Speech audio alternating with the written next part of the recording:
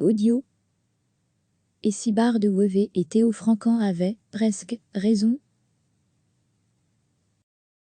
S'il est bien un constat que tous les présidents de partis, qui défilent au palais partagent, c'est que la Belgique ne fonctionne pas. Les événements actuels ne font que leur donner raison. Mais chacun se garde bien par ailleurs d'avancer des remèdes concrets. Cela aussi le plus souvent entre idées vagues et vieilles recettes, sauf à la ENVA qui retrouve dans l'actualité ses fondamentaux. Dans les faits, la Belgique est déjà une confédération.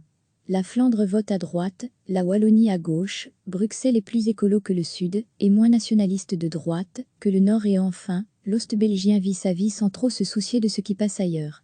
Les germanophones sont d'ailleurs partis pour avoir la même majorité pendant 24 ans, un îlot de certitude dans une Belgique de perplexité.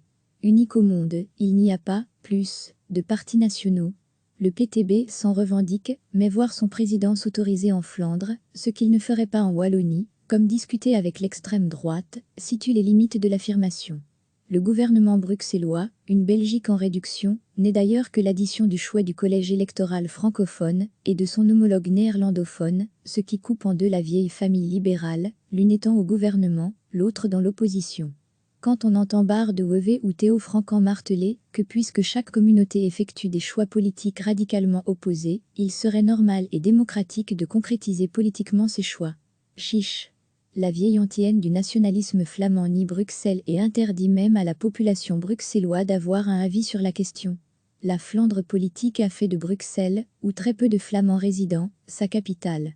D'ailleurs, la ville ou la région, puisque notamment l'article 194 de la Constitution fait de la seule ville de Bruxelles la capitale du pays.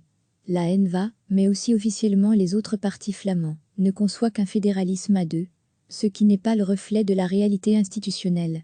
Elle pousse même le paradoxe, jusqu'à prétendre que de l'ignorer dans la confection d'une majorité fédérale, ce serait la fin du pays, ce qu'elle souhaite par ailleurs. En 2020, la logique confédérale semble correspondre bien plus à une fédération de 4 entités largement autonomes qu'au vieux nationalisme romantique du XIXe siècle du pauvre air flamand exploité par le bourgeois franc-spillon. Cette Belgique a 4 régions, Flandre, Wallonie, Bruxelles bilingue, Ost-belgien, avec une coupole belgique minimaliste, circule aussi bien chez Johan Van de la Notte, Jean-Luc Gruc ou quelques socialistes wallons. La ENVA ne veut pas de ce confédéralisme-là. Elle s'enferme dans sa logique du eux contre nous, d'un nationalisme de confrontation, d'une identité qui a besoin d'un autre pour se construire en opposition. La ENVA reste enfermée au XIXe siècle, alors qu'un certain confédéralisme peut constituer une solution pour la Belgique du XXIe siècle. @Folkowiak recevez, chaque matin l'essentiel de l'actualité. Cliquez sur s'abonner pour recevoir les dernières nouvelles.